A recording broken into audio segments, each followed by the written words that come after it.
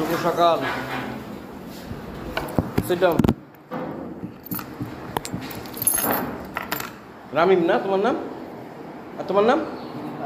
রিফাত। হ্যাঁ, মেহেদি হাসান।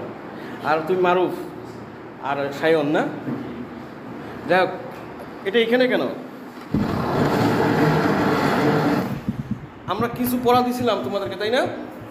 কি পড়া দিছিলাম? অপরিচিতা গল্পের লেখক পরিচিতি। অপরিচিতা গল্প কে লিখছে? রবীন্দ্রনাথ ঠাকুর। রবীন্দ্রনাথ ঠাকুর কে? আমাদের জাতীয় কবি, বিশ্বকবি, তাই না? আর আমাদের জাতীয় কবি কে? কাজী নজরুল ইসলাম। আবার কাজী নজরুল ইসলাম হচ্ছে বিদ্রোহী কবি, তাই না? এখন যেটা হচ্ছে রবীন্দ্রনাথের জন্ম কত তারিখে?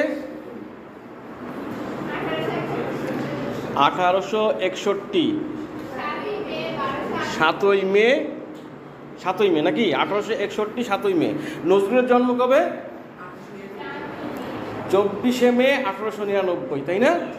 দেখো, এরও মেতে জন্ম, এরও মেতে জন্ম, তাই না? একজনের কত? 7ই মে, আর একজনের 24শে মে। একজন জন্মগ্রহণ করছে কত? 1861-তে, আর একজন 1899-তে। মৃত্যু কততে? 7ই আগস্ট, তাই না? 7 আগস্ট কত? 1941। আর নজরুলের মৃত্যু কবে? 29শে আগস্ট 1976। তাহলে এই দুই কবির জন্মের এবং মৃত্যুর একটা মিল আছে না? দুইজনই জন্মগ্রহণ করছে কবেতে? মেতে। আর মৃত্যুবরণ করছে কবে? আগস্টে। তো এখানে আমরা কেন কম্বিনেশনটা করলাম? আমাদের পড়ালেখা মুখস্থ করার জন্য এরকম যখনই একটা টপিক দেখবো তখনই ওর সাথে কোনো সামঞ্জস্য, যেগুলো মিল থাকবে সেগুলোকে নিয়ে আসবা। যে এইটা কথা থাকলে, ধরো কারো নাম র দিয়ে আছে, এখন তোমার সহপাঠী রামিম আছে, তুমি এখন মনে করলে, তাহলে রামিমের নাম মনে থাকলে এই নামটা আমার মনে থাকবে, তাই না? এরকম তোমার সাথে কতগুলো সংযোগ করে নিতে হবে পড়া মুখস্থ রাখার জন্য, তাই না? এখন আমরা রবীন্দ্রনাথের বাবার নাম কি পড়ছি ওখানে? দেবেন্দ্রনাথ ঠাকুর। রবীন্দ্রনাথের দাদার নাম কি? প্রিন্স দ্বারকানাথ ঠাকুর, তাই না? এখন যদি বলি রবীন্দ্রনাথের দাদার নাম কি? দাদার নাম কি, তাই না? দাদার নাম হচ্ছে কি? নীলমণি। নীলমণি ঠাকুর। রবীন্দ্রনাথের দাদার নাম হচ্ছে নীলমণি ঠাকুর। সে কলকাতার একজন বাসিন্দা ছিল। তার দুই ছেলে ছিল। এক ছেলের নাম ছিল কি? রামলোচন। আর এক ছেলের নাম ছিল রামমণি। রামলোচন ঠাকুর আর রামমণি ঠাকুর। তা রামলোচন বিয়ে করেছিল তোমার অলকা সুন্দরী দেবীকে, কিন্তু তার কোনো পুত্র সন্তান ছিল না। কিন্তু এদিকে রামমণি বিয়ে করছিল অলকা সুন্দরী দেবীর ছোট বোন মেনকা দেবীকে। তাদের 3 পুত্র ছিল। দ্বিতীয় পুত্রের নাম ছিল দ্বারকানাথ ঠাকুর, প্রিন্স দ্বারকানাথ ঠাকুর। তখনও তিনি প্রিন্স হয়নি, তখন দ্বারকানাথ ঠাকুর। কিন্তু তার জন্ম হচ্ছে কত সালে? 1794 সালে। 1799 সালে এই যে ওর যে বড় চাচা ছিল, বড় চাচার নাম কি? রামলোচন নাকি? রামলোচনের যেহেতু পুত্র সন্তান ছিল না, সে ওই দ্বারকানাথ ঠাকুরকে কি করে? দত্তক নেয়। দত্তক নিলে তোমার 1807 সালে কি করে? 1807 সালে এই রামলোচন মারা যায়। তা তার সম্পত্তির উত্তরাধিকারী কে পায়? দ্বারকানাথ ঠাকুর। এইদিকে রামমণি যে ছিল তার বাবা, মানে দ্বারকানাথ ঠাকুরের বাবা, সে ছিল ব্রিটিশ পুলিশে চাকরি করত। আর তার যে চাচা ছিল সে ছিল জমিদার। তাহলে এদিকে দ্বারকানাথ ঠাকুর যে তার সম্পত্তির মালিক পেয়ে কী হলো? সেও জমিদার হয়ে গেল, তাই না? তাহলে এরপরে জমিদার হওয়ার পরে সে হলো 1811 সালে সে জমিদারি লাভ করে। এই জমিদারি লাভ করার পরে সে কী করে? বিলেতে গমন করে। বিলেতে তার সাথে অনেক বন্ধু ছিল, এবং তার উল্লেখযোগ্য একজন বন্ধু ছিল হচ্ছে রাজা রামমোহন রায়, সমাজ সংস্কারক নাকি, যে কি করছে? সতীদাহ প্রথা নিবারণ করছে। সতীদাহ প্রথা কি জানো? সতীদাহ প্রথা আগে একটা হিন্দুদের একটা প্রথা ছিল। সেই প্রথা অনুযায়ী কি করত? যদি তার হাজবেন্ড বা মারা যাইতো, কি করত? যদি তার বউ বেঁচে থাকতো, ওই হাজবেন্ডের সাথে বউকেও পুরাই দিত। মানে তোর হাজবেন্ড নাই, তুই বেঁচে থাকে কি করবি? তুইও মারা যা। ঠিক আছে? এইটাকে রামমোহন রায় রহিত করে, এটাকে বন্ধ করে। না, এটা মানবাধিকার বিরোধী, তাই কি না? এটা নির্মম, এটা অপরাধ, এটাকে অন্যায় করতে হবে, এটাকে করে আইন করে এটাকে বাদ দেওয়া হয়। তো এই রাজা রামমোহন রায় ছিল কার? প্রিন্স দ্বারকানাথ ঠাকুরের বন্ধু। তো এই প্রিন্স পরে ব্রিটিশ তাকে কিন্তু লর্ড উপাধি দেয়। লর্ড উপাধি দেওয়ার পরে তার নাম হয় কি? প্রিন্স দ্বারকানাথ ঠাকুর। প্রিন্স দ্বারকানাথ ঠাকুর 1811 সালে বিয়ে করে তোমার দিগম্বর দেবীকে। এই দিগম্বর দেবী আর প্রিন্স দ্বারকানাথের ছিল 6 সন্তান। এই 6 সন্তানের বড় ছেলের নাম ছিল দেবেন্দ্রনাথ ঠাকুর। আর এই দেবেন্দ্রনাথ ঠাকুর কে? রবীন্দ্রনাথের বাবা। দেবেন্দ্রনাথ ঠাকুর বিয়ে করে কাকে জানো? সারদা দেবীকে, তাই না? এই সারদা দেবীর আর দেবেন্দ্রনাথ ঠাকুরের ছিল 15 সন্তান, 15 জন সন্তান। এই 14তম সন্তান হচ্ছে কে? রবীন্দ্রনাথ ঠাকুর। তার জন্ম কত সালে বললাম?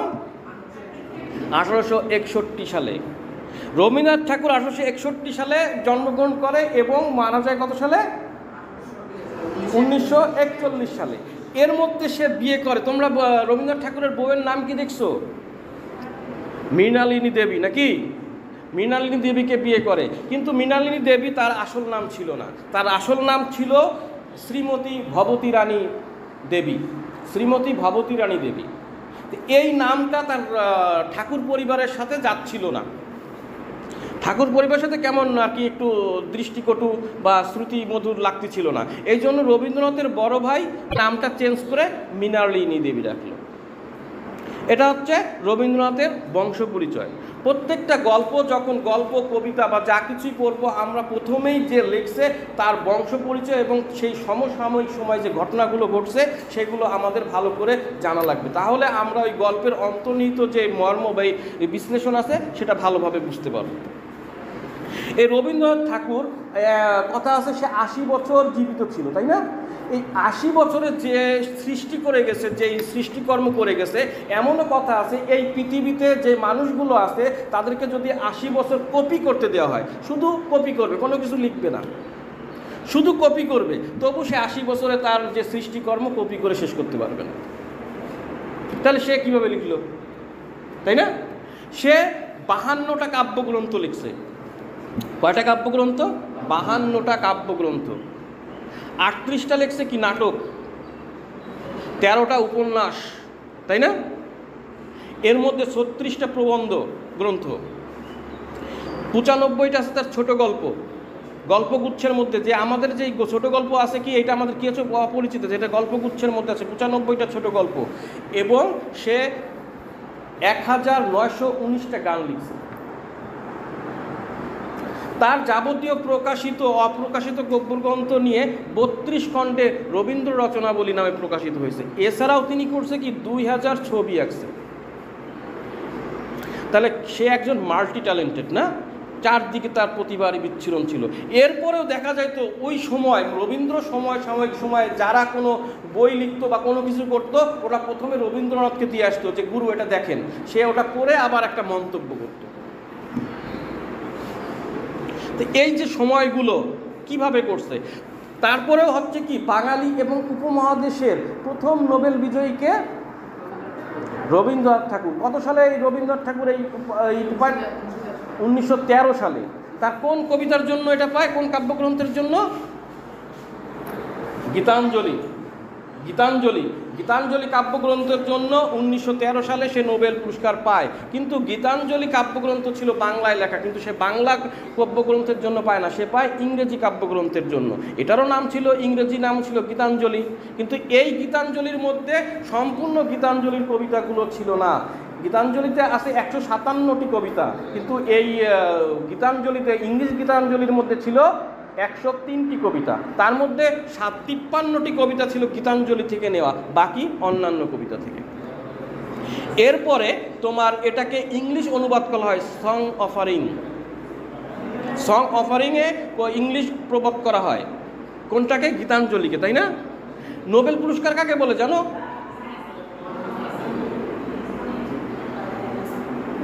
নোবেল পুরস্কার কি? এই যে আমরা নোবেল বলছি, ডক্টর ইউনুস নোবেল লরিয়েট, তাই না? আমরা বলছি নোবেল পুরস্কারটা কি? আলফ্রেড নোবেলকে চিনো? আলফ্রেড নোবেল ডিনামাইট আবিষ্কার করছিল। ডিনামাইট বলতে কি হচ্ছে একটা বম, যেটা হচ্ছে কি উনি আবিষ্কার করছিল এই জন্য পাহাড় ভাঙার জন্য অথবা পুরনো কোনো বিল্ডিং সেটাকে ধ্বংস করার জন্য তিনি আবিষ্কার করছিল ডিনামাইট। ঠিক আছে, তো ডিনামাইট আবিষ্কার করার পরে তার সেই ইনভেনশন, তার সেই সৃষ্টি ভালো নাম করছে, সবার তার কাছে প্রচুর টাকা টুকা হয়েছে, ভালো কথা।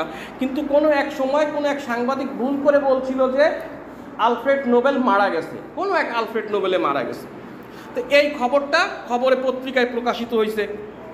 প্রকাশিত হওয়ার পরে অনেকে দেখছে কি মন্তব্য করছে ভালো হয়েছে, উনি এমন একজন ধ্বংসাত্মক জিনিস আবিষ্কার করে গেছে যে মানুষ এতে মৃত্যুবরণ করে খালি, এরকম অনেকে মন্তব্য করছে। এই মন্তব্য শুনে আলফ্রেড নোবেল বলল তাহলে তো আমি একটা খারাপ কিছু আবিষ্কার করে ফেলাইছি, ডিনামাইট আবিষ্কার করে মানুষের ক্ষতি করতেছি। তখন সে করে কি তার যে সম্পত্তি ছিল সেগুলো একটা ব্যাংকে রাখে এবং সে অফার করে যায় এই ব্যাংকের টাকা থেকে প্রতি বছর যেই ইন্টারেস্ট আসবে প্রতি বছর সাহিত্যে, শান্তিতে, চিকিৎসায়, পদার্থতে, কেমিস্ট্রিতে, অর্থনীতিতে 6টা ক্যাটাগরিতে, মানে 5টা ক্যাটাগরি, তিনি করেছে 5টা ক্যাটাগরি, 5টা ক্যাটাগরিতে প্রতি বছর পুরস্কৃত করা হবে বিশ্বের সবচেয়ে শ্রেষ্ঠ যারা তাদেরকে। পরবর্তীতে তোমার যে অর্থনীতি আছে এটা পরবর্তীতে অ্যাড করা হয়। নোবেল পুরস্কারের অংশ ছিল না অর্থনীতি, এটাকে অর্থনীতিতে পরে অ্যাড করা হয়। এটা হচ্ছে নোবেল পুরস্কার এবং এটা হচ্ছে বিশ্বের সবচেয়ে বড় পুরস্কার। যারা পায় তারা বিশ্বের মধ্যে একজন আলোকিত মানুষ, তাই না? এই যে ডক্টর ইউনূস, বাংলাদেশের মধ্যে একমাত্র নোবেল লরিয়েটকে ডক্টর ইউনূস, তাই না? এবং আমাদের এখান থেকে আর বাঙালিদের মধ্যে, বাংলা এবং এই উপমহাদেশের মধ্যে প্রথম নোবেল লরিয়েটকে তাহলে রবীন্দ্রনাথ ঠাকুর। কোন জন্য পায়? গীতাঞ্জলির জন্য, তাই না? এইখানে আমরা রবীন্দ্রনাথের আজকে আমরা গল্প করতেছিলাম কি অপরিচিতা। আমরা রবীন্দ্রনাথ সম্পর্কে এটুকু দেখলাম। দেখো 8 বছর বয়সে এই লোক কি করছে? কবিতা লেখা শুরু করছে 8 বছর বয়সে। 1874 সালে তার প্রথম তত্ত্বাবধানী পত্রিকায় অভিলাষী প্রথম প্রকাশিত হয়। তো এ কিন্তু জাত, যাকে বলে জাত প্রতিভাবান, তাই না? প্রথম থেকে। কিন্তু ব্যাপার হচ্ছে কি তিনি কিন্তু অনাড়ম্বর জীবনযাপন করতেন। তোমাদের মতন এরকম প্রাতিষ্ঠানিক শিক্ষা সে গ্রহণ করেনি। সে ঘরে বসে তাকে প্রাইভেট পড়ানো হয়েছে, সে এরকম কোনো স্কুল বিদ্যালয়ে যায়নি। কিন্তু সে 17 বছর বয়সে বিলেত গেছিল পড়ালেখার জন্য, কিন্তু সে সেই পড়ালেখাও সমাপ্ত না করে সে দেশে ফিরে আসে। দেশে ফিরে সাহিত্যে মনোযোগ দেয়। এর মধ্যে দেখো সে কিন্তু জমিদার বংশের লোক, সে চাইলে কিন্তু বিলাসিতার মধ্যে তার জীবন কাটাইতে পারতো, তাই না? কিন্তু সে বিলাসিতাকে ত্যাগ করে কি করে? কবিতা লেখা শুরু করে, সাহিত্যে মগ্ন দেয়। কবিতা লেখা কিন্তু আঘাত না পেলে কবিতা লেখা আসে, কষ্ট না পেলে কিন্তু কবিতা লেখা আসে না সহজে, সাহিত্যে মন বসে না। কিন্তু সে কি করে যায়, এর মধ্যে থেকে এমন কিছু সৃষ্টি করে গেছে। তোমরা যদি রবীন্দ্রনাথ পড়ো তাহলে দেখবা যে আমার মনের কথাগুলো সে কীভাবে বুঝলো। সে ওই যে 1400 সালে তার একটা কবিতা আছে, 1400 সাল, কে তুমি বসি পড়েছ আমার কবিতা খানি। এই যে তোমার মনে হবে কি আমার যে মনের ভাবগুলো সেগুলোই যেন লিখে রাখছে এখানে, তাই না? ওই যে কালকে বলেছিলাম কি, আজি এ প্রভাতে রবির কর, কেমনে পশিল প্রাণের পর, কেমনে পশিল গুহার আধারে প্রভাত পাখির গান, না জানি রে এতদিন পরে কেন জাগিয়া উঠিল প্রাণ। তাই না? কি জানি কি হলো আজি জাগিয়া উঠিল প্রাণ, চারিদিকে শুনি মহাসাগরের গান। তাই না? এই যে কবিতাগুলো তোমরা যদি পড়ো, যে এর মধ্যে আবার দেখো সোনারতরী, তোমাদের কবিতা সোনারতরীও আছে, তাই না? সোনারতরী কার লেখা? কার? রবীন্দ্রনাথ ঠাকুরের। তোমরা রবীন্দ্রনাথ ঠাকুরের দুইটা পড়া পাবো, একটা হচ্ছে অপরিচিতা আর একটা হচ্ছে সোনারতরী, একটা হচ্ছে ছোট গল্প আর একটা কবিতা। দুইটা পড়ে যদি তুমি মনোযোগ সহকারে, কালকে সেদিন আমরা বারবার একটা বলতেছি হলো জ্ঞান হচ্ছে কি উপলব্ধি করতে পারো। এখানে দেখবা কল্যাণীর চরিত্রতে দেখবা কল্যাণীকে কীভাবে ইস্টাবলিশ করা হচ্ছে, কীভাবে প্রতিষ্ঠাতা করা হচ্ছে, কল্যাণীকে মানে প্রতিবাদী কীভাবে একবারে মানে ভদ্রতার সাথে কিভাবে প্রতিবাদ করতে হয় অন্যায়ের বিরুদ্ধে, সেটা কিন্তু কল্যাণী দেখাচ্ছে। আর একজন ব্যক্তিত্বহীন মানুষ, একজন ব্যক্তিত্বহীন ছেলের কিভাবে পদানত হয়, কিভাবে সে লজ্জার সম্মুখীন হয়, সেটা দেখাচ্ছে অনুপমের মাধ্যমে। আর একজন লোভী স্বার্থপর মানুষ কিভাবে মানুষের কাছ থেকে বিতাড়িত হয়, সেটা দেখাচ্ছে কি তার মামাকে দিয়ে।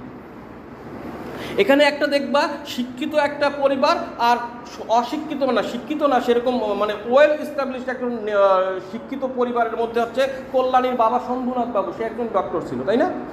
আর পড়ছো কি তোমরা অপরিচিতা গল্পটি?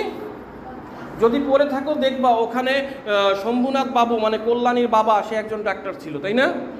আর এদিকে অনুপমের বাবা ছিল কি, উকিল ছিল। কিন্তু মারা গেছে, কিন্তু সে অনেক অর্থ উপার্জন করে গেছে, তাই না?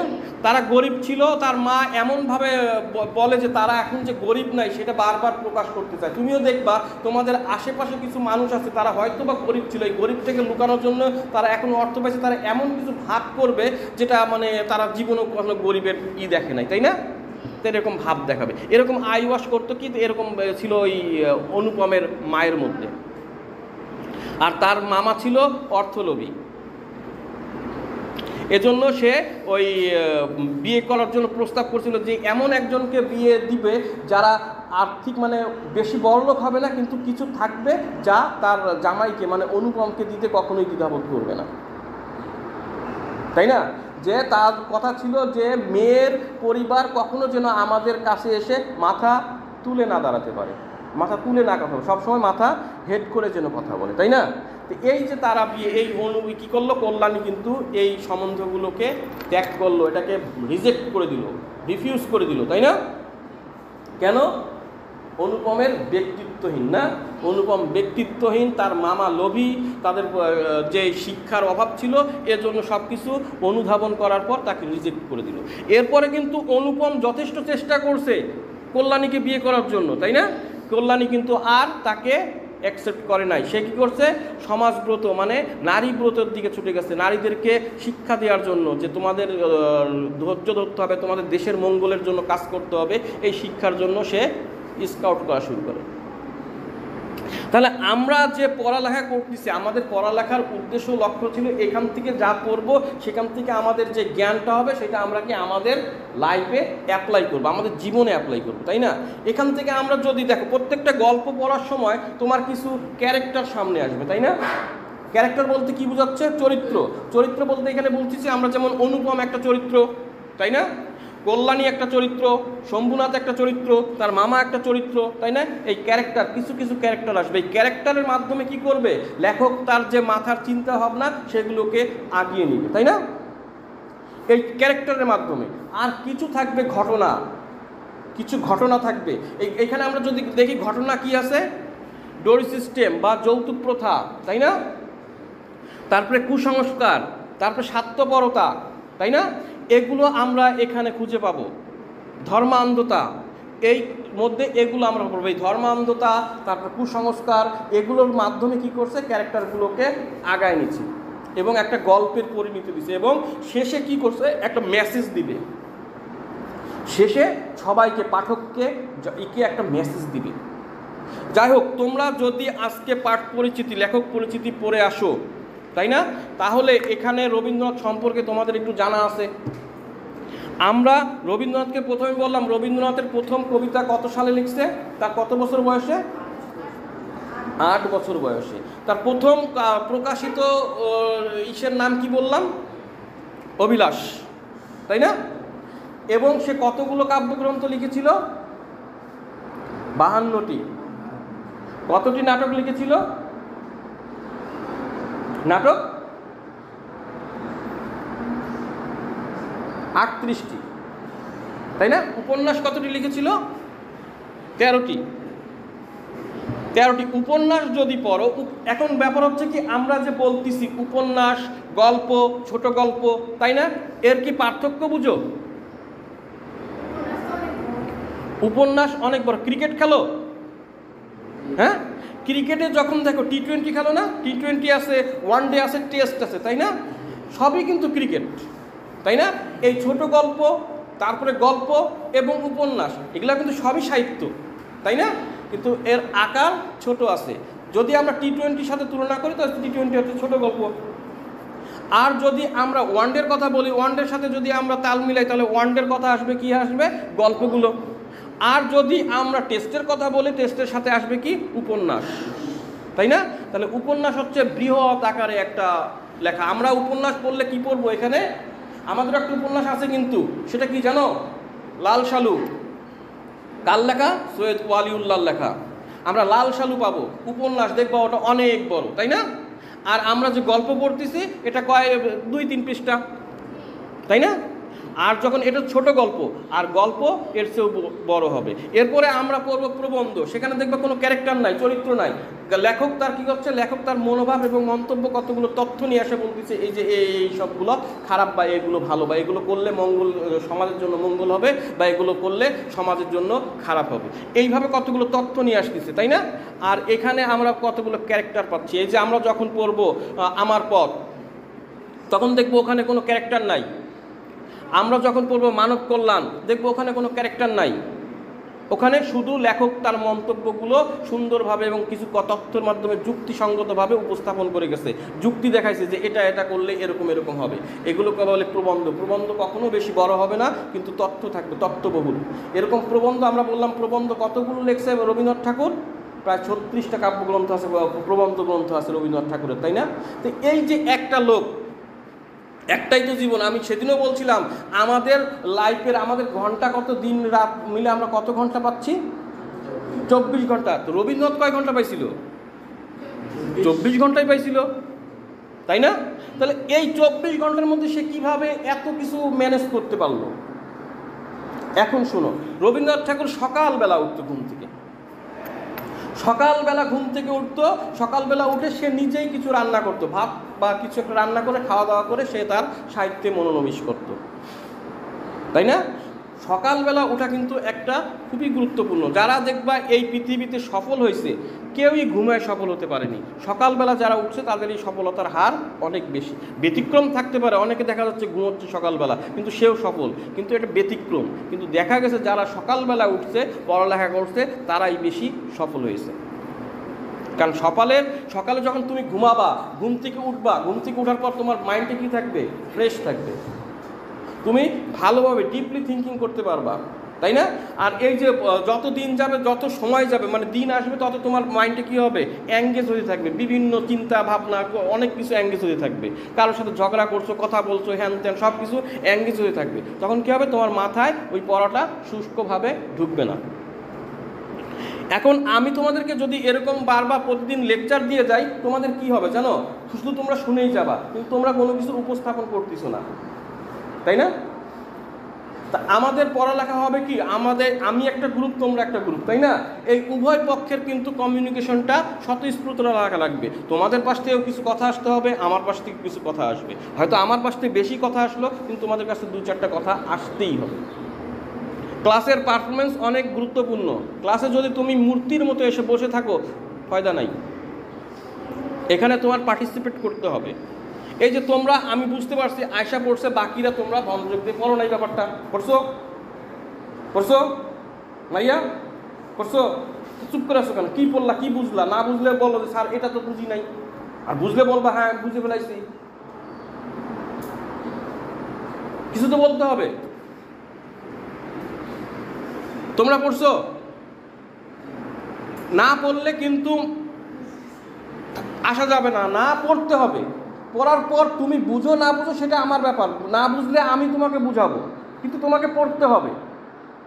তুমি যদি না পড়ো, যত কঠিন হোক, তুমি বুঝো নাই যে এই ব্যাপারটা আমি বুঝি নাই, তাহলে আমি আছি, আমি তোমাকে বুঝাবো। কিন্তু তুমি যদি না পড়ো, আমি কি বুঝানোর কোনো সিস্টেম আছে আমার? যে কোনো, তুমি যদি খেলতেই নামো, যদি মাঠেই না নামো, খেলতে পারবা? মাঠে তো তোমাকে নামতে হবে। সাঁতার শিখতে যাচ্ছ, তোমাকে তো নদীতে নামতেই হবে, তারপর তো সাঁতার শেখা যাবে, তাই না? এখন তুমি না যদি পড়ো, বইয়ের সাথে যদি না অ্যাটাচমেন্ট থাকো, তাহলে কি আমি কিছু শিখাইতে পারবো তোমাদেরকে? আমিও বক বক করে যাব, তোমরাও চুপ করে শুনে যাবা। কি হবে? মাঝখান থেকে সময় চলে যাবে। আর একবার বলছিলাম, সময়ের মূল্য যারা দেয় না, সময়ও তাদেরকে ভ্যালু দিবে না। টাইম ইজ মানি, নাকি? সময় হচ্ছে টাকা। যারা সময়ের মূল্য দিবে তারা গেইনার হবে, আর যারা সময়ের মূল্য দিবে না তারা কখনোই গেইনার হতে পারবে না। রবীন্দ্রনাথ ঠাকুর সময়ের মূল্য দিয়ে গেছে, নজরুল সময়ের মূল্য দিয়ে গেছে, তাই না? এজন্য আজ তারা প্রতিষ্ঠিত, আজ তারা এই যে এত বছর পরে 1861 সালে জন্মগ্রহণ করছে, তাই না? 1961 সালে 100 বছর হয়েছে, তাই না? এখন চলতেছে প্রায় 200 বছরের কাছাকাছি, 150 বছর হয়ে গেল, তাই না? এখনো আমরা কি বলছি, রবীন্দ্রনাথকে নিয়ে পড়ে আছি, তাই না? এখন পর্যন্ত বাংলা সাহিত্যে একটা রবীন্দ্রনাথ আসলো না, এখন পর্যন্ত বাংলা সাহিত্যে একটা নজরুল আসলো না। এই 100-150 বছর পার হয়ে যাচ্ছে। কারণ কি? তারা কি ছিল আর আমরা কি? আমাদের প্রতিভা দিন দিন কমে যাচ্ছে? কমে নাই। তাদের যে চিন্তা ভাবনা ছিল আমাদের সেরকম চিন্তা ভাবনা নাই। তারা যেরকম সিচুয়েশনের মধ্যে ছিল আমরা সেরকম সিচুয়েশন ক্রিয়েটই করতে পারতেছি না, আমরা সেইভাবে ভাবতেছি না। তারা যেভাবে ভাবছে আমরা সেইভাবে চিন্তাই করতেছি না। আমরা শুধু ভাবতেছি জীবনটা হচ্ছে কি এরকম আসবে যাবে শেষ হয়ে যাবে, আমাদের এটাই জীবন। মানব জীবন কি এরকম? তুমি আসবা চলে যাবা, এরকম না। তোমাকেও কোনো একটা দায়িত্ব দিয়ে এই পৃথিবীতে পাঠানো হয়েছে, নিখুঁতভাবে একটা দায়িত্ব দিয়ে পাঠা হয়েছে যে তোমার দায়িত্ব কিন্তু এটা। কিন্তু আমরা কি করতেছি? আমাদের দায়িত্বটাকে অবহেলা করতেছি। অ্যাজ এ স্টুডেন্ট, একজন ছাত্র হিসাবে আমি কি আমার দায়িত্ব পালন করতেছি? বলো তো, তোমরা বুকে হাত দিয়ে বলতে পারবা যে তুমি ছাত্র হিসাবে তোমার দায়িত্ব তুমি পালন করতেছ? পারবা? হ্যাঁ? তাহলে যখন বলতেছো আমি পারবো না, তার মানে কোথায় কোথায় তোমাদের গাফলতি আছে তোমরাই জানো যে আমার এইখানে গাফলতি আছে, তাই না? তো এই গাফলতিগুলো কি করতে হবে? কেউ কি তোমাকে বাসায় যে দূর করে দিবে? আমি তোমাকে বললাম, আমি কি তোমাকে সবসময় গার্ড দিয়ে রাখতে পারবো? তোমাকে এটা নিজে নিজেই দূর করতে হবে যে আমি অ্যাজ এ স্টুডেন্ট আমার রেসপন্সিবিলিটি কি, আমার দায়িত্বটা কি, আমাকে সেটা করতে হবে। আর আমি সেদিনকে বলছিলাম তোমরা কিন্তু সবাই দিন দিন এমনি আগের থেকেই ঋণ হয়ে আসছো, আরও দিন দিন ঋণগ্রস্ত হচ্ছ। কেন ঋণগ্রস্ত হবা? তোমরা সবাই কি শারীরিকভাবে মানসিকভাবে সুস্থ, তাই না? তাহলে তোমরা ঋণগ্রস্ত থাকবা কেন? কোথায় তোমরা ঋণ? তোমরা ইন্টার পর্যন্ত আসছো, কলেজ পর্যন্ত আসছো, কলেজের দুয়ার পর্যন্ত আসছো, তার মানে তোমাদের জানার জায়গা ছিল, অনেক দরকার ছিল, তাই না? তোমরা সেই জানার জায়গাটার থেকে ঋণ করে আসছো, না জেনে এখানে চলে আসছো। ধরো তুমি ঢাকা যাবা, ঢাকায় তোমার যেতে হলে বাস ভাড়া লাগবে না? তোমাদের বাস ভাড়া তুমি না ভাড়া দিয়েই এখানে চলে আসছো। আর এই ভাড়াটা হচ্ছে কি তোমার জানতে হবে, সেই জানাটা তোমরা ভালো মতন জেনে আসোনি। আর এই জেনে না আসার জন্য তোমরা কি ঋণগ্রস্ত, কারণ এইটা তোমার একদিন না একদিন জানা লাগবেই। আর একটা সবচেয়ে বড় কথা দেখো, আমরা তোমার পিতামাতা এখানে তোমাকে পড়ালেখা করতে পাঠাইছি কিসের জন্য? তুমি পড়ালেখা করে তাদের মুখ উজ্জ্বল করবা, নাকি জাতির একটা মঙ্গল করবা, দেশের একটা মঙ্গল করবা, এই জন্যই পাঠাইছে। প্রত্যেকটা মানুষের মধ্যে এমন কিছু প্রতিভা আছে, আমরা এখন হয়তো বা আমরা কেউ জানতেছি না, কিন্তু সে দেশকে, পৃথিবীকে, একটা জাতিকে পরিবর্তন করে দিতে পারবে। ধরো সাপোজ তোমাদের এখান থেকে কেউ বিসিএস ক্যাডার হইলো, তাই না? ধরো পড়ালেখা করে বিসিএস ক্যাডার হইলো, তোমার মাধ্যমে কি হবে? তোমার ফ্যামিলি পুরাটাই ইউটার্ন হবে, একবারে ভালোর দিকে চলে আসবে, পুরো ফ্যামিলি পরিবর্তন হয়ে যাবে। একবার দেখবে এরকম তোমার ফ্যামিলির আশেপাশে দেখবা, যদি এইখানে ওই যে সচিবের বাসে আছে, তাই না? কি জানি সচিব নাম আছে এখানে মনে, সে এরকম তার ফ্যামিলিতে দেখবা সব কটা একবারে এস্টাবলিশড, কারণ সে একা উঠছে, বাকিগুলোকে সবাইকে উঠাই নিয়ে গেছে। তুমি কি অটো চালায় তোমার ফ্যামিলিকে পরিবর্তন করতে পারবা? সম্ভব? সম্ভব না। ওই যে কিছুদিন আগে একজন বরিশালের মেয়ে ডক্টর হয়েছিল, তাই না? তার বাবা রিক্সা চালাতো, সে ঠিক 3 বেলা ভালো মতন খাবার খেতে পারতো না, রাতে খাইলে দুপুরে খাইতে পারতো না। এরকম করে কি হলো, সে ডাক্তার হইলো। পরবর্তীতে তাকে কি করা হলো, তার মাধ্যমে পুরো ফ্যামিলিটা চেঞ্জ হয়ে গেছে। এরকম পড়ালেখা দিয়ে তুমি তোমার ফুল ফ্যামিলিকে পরিবর্তন করে দিতে পারবা। তোমার চিন্তা ভাবনা, তোমার ফ্যামিলির চিন্তা ভাবনা, তোমার ফ্যামিলির সামাজিক স্ট্যাটাস সব কিছু তুমি চেঞ্জ করে দিতে পারবা, কিন্তু এই পড়ালেখাটা দিয়ে। অন্য কিছুতে তুমি এত দ্রুত কোনো কিছুই পারবা না, কোনো কিছুই পারবা না। আর যারা মনে করতেছো আমরা তো সবাই নিম্ন মধ্যবিত্ত পরিবারের লোক, নাকি? আমরা নিম্ন মধ্যবিত্ত পরিবারের লোকের চিন্তা ভাবনা কি, খাওয়া দাওয়া কীভাবে চলবে এরকমভাবে, তাই না? আমরা তো এটা তো অটো চালাইলেই আমার পরিবারটা চলে যাচ্ছে, তাই না? এভাবে তো হবে না। তুমি আসছো কি জন্য? তোমার ফ্যামিলিটাকে একটা জায়গায় নিয়ে যেতে, আর এই দায়িত্বটা তোমার উপরে অর্পণ করা হয়েছে তোমার জন্মের সাথে সাথে। আর এজন্যই তোমার মা বাবা পিতামাতা কি করতেছে, বাবা যা পড়ালেখা কর, তাই না? আমরা আসি কিসের জন্য? পড়ালেখা করে একটা কেরানির চাকরি করব, শেষ। কেন বাবা কেরানির চাকরি করতে যাব? আমার মধ্যে এরকম থাকবে, আমি এমন কিছু করব যে আমাকে পৃথিবী মনে রাখবে, আমাকে পৃথিবী স্মরণ করবে, তাই না? আমাকে এমন কিছু করতে হবে যে আমাকে আমার সমাজ স্মরণ করবে, আমার ফ্যামিলি স্মরণ করবে, বারবার সে আমার কথা চলে আসবে যে সে এটা করছে, সে একটা আইডল হবে, সে একটা আদর্শ হবে, তাই না? তো এই আদর্শ এবং আইডল হতে হলে আমার কি লাগবে? পড়ালেখা করা লাগবে। কিন্তু আমি তোমাদেরকে পড়া দিলাম, তোমরা পড়ালেখা করে আসো, তাই না? এখন ধরো আমি তোমাদেরকে এর জন্য বকা দিলাম, এই পরে আসোনি কেন, দাঁড়া করে রাখলাম, আমি হাই ব্রেঞ্চে উঠে দাঁড়া করে রাখলাম, কী হবে? তোমরা লজ্জিত হবা। আর আমি চাই না তোমাদেরকে লজ্জিত করতে। আমি যত সহজে কথা বলতেছি তত সহজে কিন্তু তোমাদেরকে ছাড় দিব না। কারণ পড়ালেখাটা তোমাদের কি করা লাগবে? ক্লিয়ার করা লাগবে। পড়ালেখাটা তোমাদের সুষ্ঠুভাবে সম্পূর্ণ করা লাগবে। আর তোমরা যেখান থেকে আসছো স্কুলে, আমি জানি না তোমরা কীভাবে এইখানে পড়ালেখা করে আসতো, আমি কিন্তু সেটাকে কখনোই তোমাদের মনে করাই দেবো না তোমরা কীভাবে আসতো। এখন থেকে তোমাদের পড়ালেখা করানো লাগবে, কারণ এইটা হচ্ছে তোমার লাইফটাকে ইউটার্ন করার জন্য, তোমার পরিবর্তনের জন্য একটা মোক্ষম সময়। এই সময়টা তোমার পরিবর্তন হতেই হবে, হতেই হবে, আদার্স কোনো ওয়ে নাই। এখানে তোমার পরিবর্তন হতেই হবে এখানে এসে, না হলে তোমার লাইফটাকে এরকম স্থবির থেকে যাবে। প্রত্যেকজনের তো একটা স্বপ্ন আছে, তাই না? ড্রিম আছে যে আমি এখানে যাব, আমি এরকম কিছু করব। কেউ তো মনে হয় নিচের দিকে যায় না, যে আমি নিচের দিকে এখন যেখান থেকে আসি এর চেয়ে আরও খারাপ পর্যায়ে থাকবো, এরকম কেউ স্বপ্ন দেখে? সবাই চায় আমি এখন যেখানে আছি তার চেয়ে ভালো পর্যায়ে থাকবো, তাই না? আমার বাবা মাকে যে কষ্ট করতেছে, আমার বাবা মার কষ্ট আমি দূর করব। সবার মধ্যেই কিন্তু চিন্তা আছে, শুধু চিন্তা করলে হবে? সেই অনুযায়ী কাজ করা লাগবে, তাই না? তুমি সারা দিন বসে বসে বিছানায় চিন্তা করলা যে আমাকে পড়ালেখা করতে হবে, এটা করতে হবে, ওটা করতে হবে, কিন্তু পড়ালেখা করলা না, তুমি পরীক্ষায় ভালো করতে পারবা? তোমাকে উঠতে হবে তখনই। আমার পড়ালেখা করতে হবে মানে এখনই পড়তে হবে, আমাকে পড়তে বসতে হবে, তাই না? আমি যখন পড়া বসবো, যতটুকু বসি একটা অক্ষর তো আমার আগাবে, তাই না? একটা অক্ষর আগাবে, এরকম একটা অক্ষর আগাইলে প্রতিদিন যদি একটা অক্ষর আগায় তো 30 দিনে 30টা অক্ষর আগাবে, তাই না? আর আমি যদি বসেই চিন্তা ভাবনা করি সারাদিন যে পড়তে হবে, এটা করতে হবে, ওটা করতে হবে, কিন্তু পড়লাম না, আমার অক্ষর আগাবে?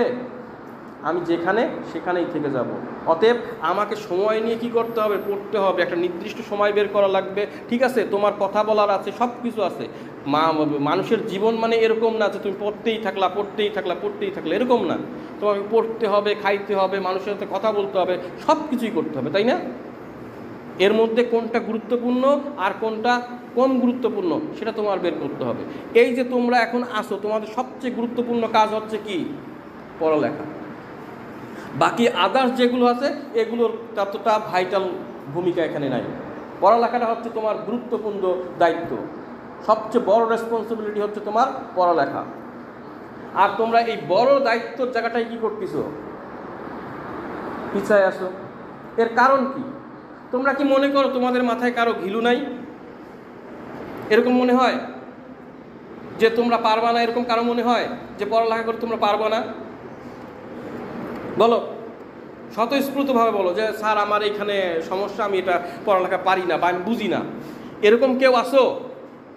মেন্টালিভাবে ডিস্টার্ব কেউ আসো? মেন্টালিভাবে ডিস্টার্ব যে আমি পারি না, এরকম কেউ আসো এখানে? নাই তো। তার মানে পড়ালেখা করলে তোমরা পড়া পারবা, তাই না? পারবা? তাহলে পারতিছো, এই যে আমি বলতেছি পারতিছো না কেন? পড়ালেখা করলেই দেখো পারতিছো না, তাই না? তো তুমি যদি পড়ালেখা করতা অবশ্যই পারতাম। তোমাদের মাথার কিন্তু যথেষ্ট পরিমাণ তোমাদের ব্রেন আছে, যথেষ্ট পরিমাণ। এত ব্রেনের দরকার নাই। ইন্টারে পড়ার দরকার যেই ব্রেন আছে, ইন্টারে পড়ার জন্য এত ব্রেনের দরকার নাই। এর যদি তুমি 4 ভাগের 1 ভাগও ব্যবহার করো, তুমি ইন্টারে A+ পাবা। তোমার ব্রেনটা যতটুকু আছে 4 ভাগের 1 ভাগ ব্যবহার করো, তুমি ইন্টারে A+ এবং আমার মনে হয় গোল্ডেন প্লাসও পাবা, যদি তুমি ব্যবহার করো, ইউজ করো। ইউজ বললে হবে না, ইউটিলাইজ করো। ইউটিলাইজ মানে কি? যথাপযুক্ত কারণ বা ব্যবহার করা, যথাপযুক্ত ব্যবহার করা। তুমি যদি তোমার ব্রেনকে ইউটিলাইজ করো তাহলে তুমি আমার মনে হয় এখান থেকে ভালো রেজাল্ট করতে পারবা। কিন্তু তুমি যদি মনে করো তোমাদের মধ্যে আসলে আমাদের টিচাররা কী করছে, তোমাদের মধ্যে ভয় ঢুকাই দিছে যে তুই পারবি না, তোর দ্বারা এটা সম্ভব না, তাই না? তোর ব্রেনতে সমস্যা আছে, তোর স্মরণ শক্তি কম, তুই মনে রাখতে পারিস না, তাই না? এরকমই তো। এই যে বিশ্বের তোমার সবচেয়ে বড় বৈজ্ঞানিক যে ছিল স্টিফেন হকিংস, চিনো? সে স্টিফেন হকিংস যে ছিল, সে কথা বলতে পারতো না, নড়তে পারতো না, চড়তে পারতো না, একটা রোগী, পুরো একটা রোগী। সে চেয়ারের মধ্যে, হুইল চেয়ারের মধ্যে এরকম থাকতো, খালি তাকায় থাকতো। কিন্তু বিশ্বের শেষ সময় যে লাস্টের দিকে সবচেয়ে বিশ্বের শ্রেষ্ঠ বৈজ্ঞানিক ছিল স্টিফেন হকিংস। তার প্রয়াস ছিল, তার চেষ্টা ছিল, তার এমন সেন্সর রেডি করা হয়েছে, তার যে চোয়ালের নড়াচড়া আছে না, এই চোয়ালের নড়াচড়ার থেকে যেরকম ব্ল্যাকবোর্ডে ছিল তাহলে লেখা উঠতো। সে মনে মনে যা ভাবতো এখানে লেখা উঠতো। দ্য টাইম অফ ব্রিথিং আবিষ্কার করছে স্টিফেন হকিংস। তাহলে সে এই প্রতিবন্ধী লোকটা যদি এত কিছু করতে পারে, তো তুমি আমি ভালো সুস্থ সমর্থ আমরা কেন পারি না? কারণ আমাদের গাফলতি আছে, তাই না? আমাদের গাফলতি আছে। এই গাফলতিটা কে সৃষ্টি করতেছে? আমাদের সমাজ সৃষ্টি করতেছে, আমাদের যে বন্ধু বান্ধব আছে তারা সৃষ্টি করতেছে, তাই না? তো তুমি যখন তোমার বন্ধু বান্ধব এরকম থাকবে, আমার কি ক্লাস শেষ? 11:03, আর 2 মিনিট। তো এই যে তোমার প্রতিবন্ধী দেখবা, যে এই প্রতিবন্ধী স্টিফেন হকিং যদি পারতেছে, তো তোমরা পারতেছো না কেন? যা হোক, আমাদের কালকের পড়া থাকবে কি জানো? কালকের পড়া থাকবে পুরা তোমার অপরিচিতা গল্পটা পড়া। আশা করি সবাই পড়ে আসবা। আমি অপরিচিতা গল্পের থেকে তোমাদেরকে এই গাইড কার, এটা কি বই? এটা বাংলা। প্রথমে গাইড না, প্রথমে মূল বই পড়তে হবে। গাইড পড়লে তোমার মাথা কিন্তু বিগড়ায় যাবে। প্রথমে মূল বইটা পড়বা। মূল বই হচ্ছে, কাল কি পড়া দিলাম? অপরিচিতা গল্প। এর সাথে অবশ্যই লেখক পরিচিতিটা কি করবা, রিভিশন দিয়ে নিবা, ঠিক আছে? ওখানে কিছু কি আছে যেখানে হাইলাইট করো। বই যত সুন্দর না থাকে, আমার বই অত ফকফকা থাকা লাগবে না, বই দাগায় দুগায় পড়ে ফেলাবা, শেষ করে ফেলাবা। বই দেখলেই বুঝতে যাবে যে এই স্টুডেন্ট পড়ছে। বইকে যত্ন করে কি করবা তুমি? লাভ আছে? তুমি দাগায় দাগায় পড়বা যে এইটা আমার পড়তে হবে, এইটা পড়তে হবে। বিভিন্ন কালির দাগ থাকবে বইয়ের মধ্যে, বইয়ের পাতা দেখলেই বুঝতে যাবে এই বইটা সে পড়ালেখা করছে। আর বইটা নিয়ে তুমি সযত্নে রেখে দিলা আলমারির মধ্যে, লাভ আছে? লাভ নাই। বই তোমাকে পড়তে হবে। বই বলতেছে আমাকে পড়ো, তাই না? কালকে তাহলে কি পড়া থাকলো? অপরিচিতা গল্প। সম্পূর্ণ অপরিচিতা গল্পটা পড়ে আসবা, এবং এখান থেকে যার মনের মধ্যে কোনো প্রশ্ন থাকলে অবশ্যই খাতায় টুকে নিয়ে আসবা। স্যার, এই প্রশ্নটা আমার মনের মধ্যে উদয় হয়েছে, কিন্তু এর উত্তর আমি পাই নাই, আপনি একটু উত্তরটা বিশ্লেষণ করেন। আমি অবশ্যই তোমার সেই উত্তরটা বিশ্লেষণ করব। আর এখন থেকে তুমি যদি পড়ালেখার প্রতি মনোযোগ না হও, যে আরও তো 2 দিন আছে, আরও 2 দিন আছে, এই 2 দিন করতে করতে কিন্তু তুমি একেবারে শেষ দিনে পৌঁছে যাবা। এখন থেকে, এই মুহূর্ত থেকে তোমার যতটুকু ক্যাপাবিলিটি আছে সম্পূর্ণটা দিয়ে তোমার পড়ালেখা শুরু করবা এই মুহূর্ত থেকে। এরকম না যে বাসায় যে কালকে করবো, এরকম না। এই মুহূর্ত থেকে তুমি পড়ালেখার দিকে মনোযোগ দিবা, সম্পূর্ণ মনোযোগ। বোঝা গেল? এই মুহূর্ত থেকে তুমি পড়ালেখায় মনোযোগ দিবা। আর আমি তোমাদেরকে কখনোই চাচ্ছি না অপমান করতে। আমি চাচ্ছি আমি যেটা পড়া দিব, তোমাদের অন্য টিচাররা যেটা পড়া দিবে সেটা তোমরা সুষ্ঠুভাবে পড়ে আসবা। যদি না পারো, স্যারকে সুন্দরভাবে বলবা, স্যার আমি এটা পারতেছি না, বা এটা আমার দ্বারা সম্ভব হচ্ছে না, আমি বুঝতেছি না। স্যাররা দেখবা তোমাকে সুন্দরভাবে ব্যাখ্যা করবে। যদি সুন্দরভাবে ব্যাখ্যা করতে না পারে, স্যারকে আবার বলবা, স্যার আমি বুঝি নাই, আমাকে বুঝাই দেন। স্যার বাধ্য তোমাকে 100 বার বুঝাই দেওয়ার জন্য। আর এটাই আমাদের দায়িত্ব। আর তোমাদের দায়িত্ব এরকমই, তোমরা এইভাবেই করবা। তোমারও দায়িত্ব আছে, আমারও দায়িত্ব আছে, তাই না? আমাদের দায়িত্ব সম্পর্কে যদি আমরা সজাগ থাকি, তাহলে একটা ভালো কিছু হবে। আর দায়িত্ব সম্পর্কে যদি আমরা উদাসীন হই, তাহলে ভালো কিছু কখনোই হবে না। তাহলে যা হোক, ভালো থাকো, সুস্থ থাকো, আর পর্যাপ্ত পরিমাণে পানি পান করবা। নিজের খেয়াল নিজে রাখতে হবে। নিজের যত্ন কাকে নিতে হবে? নিজেকেই নিতে হবে, ঠিক আছে? ভালো থাকো।